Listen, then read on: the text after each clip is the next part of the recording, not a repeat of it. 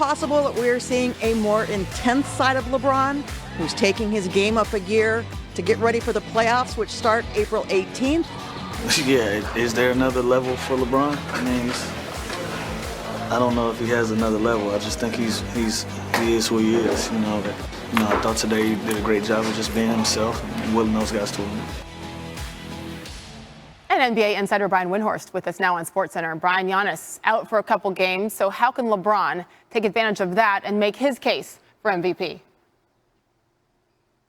Well, Sage, don't look now, but the red-hot Lakers are now only 2 games behind the Milwaukee Bucks for the best record in the NBA. And look, Giannis has a compelling statistical argument to win this award. And if the vote was taken today, I think he would win the award.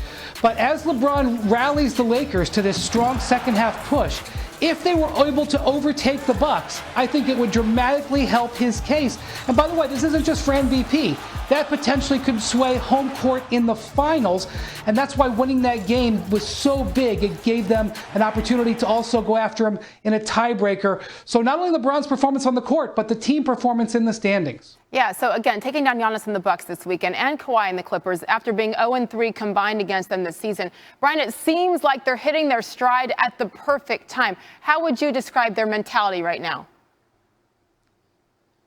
Well, as you mentioned, Sage, they just kind of needed to get those wins. They'd been piling up wins on the road, especially, but against some weaker teams. And they had a big win against the Nuggets before the break, a big win against the Bucks right after the break, against the Celtics right after the break, and then that great weekend. And they just needed this taste of victory, especially over the Clippers, who haven't just beaten them on the court, but beaten them in several transactions dated last summer. Now I think their confidence against those teams is very high. And that could have been a preview of the West Finals and the Finals over the weekend. The Lakers passed with flying colors. I think a lot of people would be just fine if that's how it played out. Brian, thank you. Don't go far. We're going to have you come back to talk about how sustainable the Rockets' small ball lineup really is. Regular season. James fouled, count it, and one. Leonard, Paul George goes to the lane and bats it home as Leonard goes inside and throws it down. This is a playoff environment. I love the intensity. Davis, a three-pointer. It's good. Drives, hop step in the paint to Davis for the slam. James drives, layup, count it, and the foul. LeBron James putting on the finishing touches. It's yours. You deserve it, my friend. The Lakers win the Battle of LA yesterday. We go by the numbers to now improve to 42-0 when they're leading after 3 quarters. That is the 5th longest streak to begin a season in NBA history. Lakers also 24-0 this season when they allow fewer than 105 points.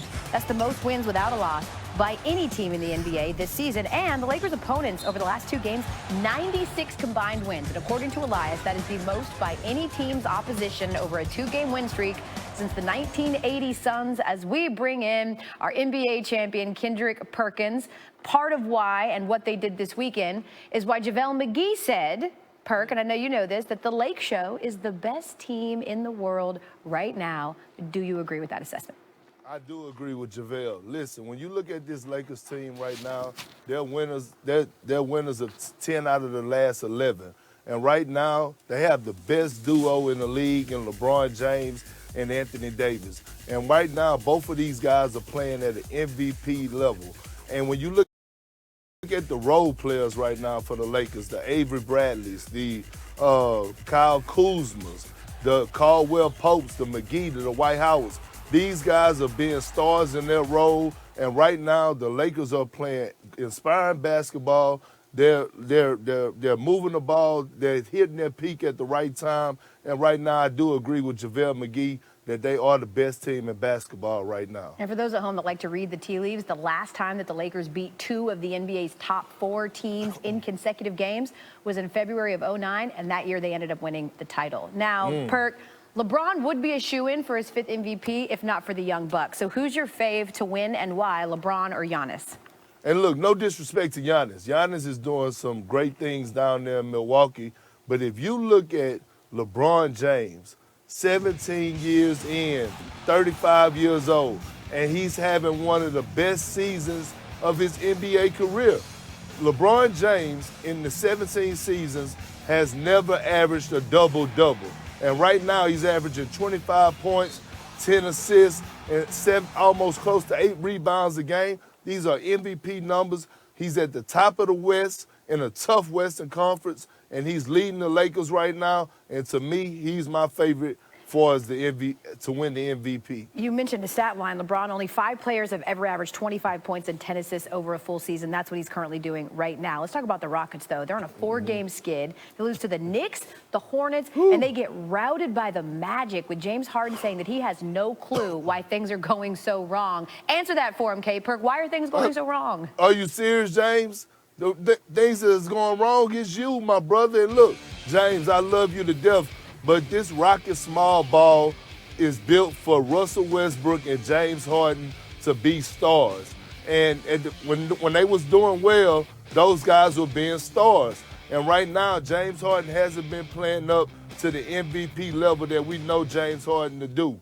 And in order for this to work, Russell Westbrook and James Harden are going to have to be those guys that come in night in and night out and at least get 30 points a night. Yeah. And James haven't been doing that. Yeah, well, you're not going to get that done when you're shooting 19% from three-point range, right. Which is what James Harden is currently doing. I do have to say this very quickly as we say thank you, K-Perk, and let you go. I have also had lockets with family members on them, but mine were like $7 and came from Claire's. I imagine that is a very expensive locket around your neck.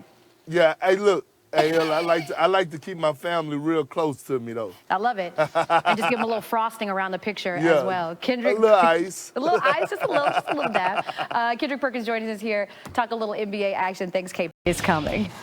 I used to love playing that game, What If. Me too. All right, the Battle for LA Part 3. Staples Center roommates Kawhi, LeBron. Clippers 2-0 against the Lakers this season. Kawhi guarding LeBron early. He takes it baseline through the middle. Lakers down 3 after the made foul shot, bucket, and foul. Ensuing possession, Kawhi's turn with LeBron guarding him.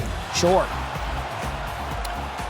We see LeBron, he peeked into the backfield there. Wrong time. Clippers up 4 at the half. Fourth quarter now, under 3 to play.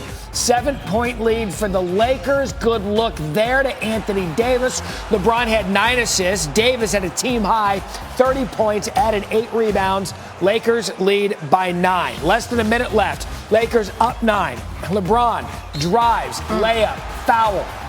What a weekend it's been for LeBron. More on that later. Scored or assisted on 19 of the Lakers' 27 fourth quarter points. Here's Patrick Beverley about defending LeBron. Can you describe the challenge it is defensively when LeBron... No challenge. But particularly the end of the game. No challenge. Can you describe what it's like as a defender to when he tries to force the switches not hard with at the all. guard? I kind of want to agree to disagree there. Lakers get the Clippers for the first time this year. They're now 26-6, as you said, air quotes, on the road this season. By the numbers, Lakers approved. It's a really good weekend for us.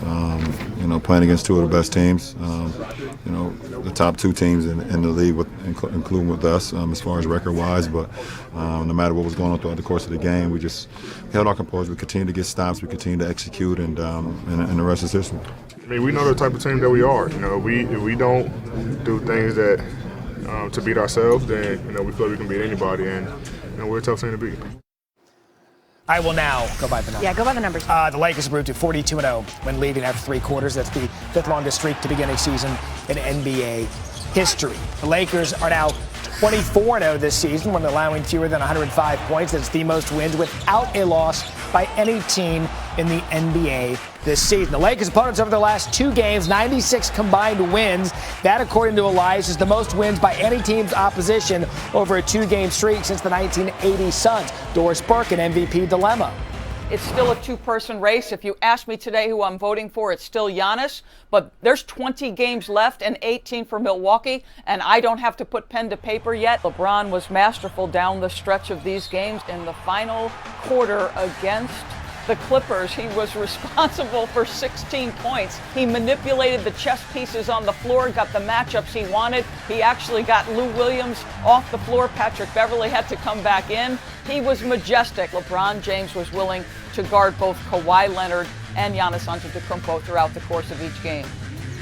Doris. 4th best records, respectively. Beating the Clips for the first time in 3 meetings. This is the first time the Lakers have defeated 2 of the top 4 teams in the NBA in consecutive games since February of 2009, when they won back-to-back games against the Celtics and the Cavs. Kobe and those Lakers went on to win the title that season, and of course the next, with none since. It's time now to welcome Mike Greenberg and Jay Williams. Good Monday morning, fellas, as you get warmed up for the show. Yes. So, want to hear from you what you think this weekend says about the Lakers as they move forward now.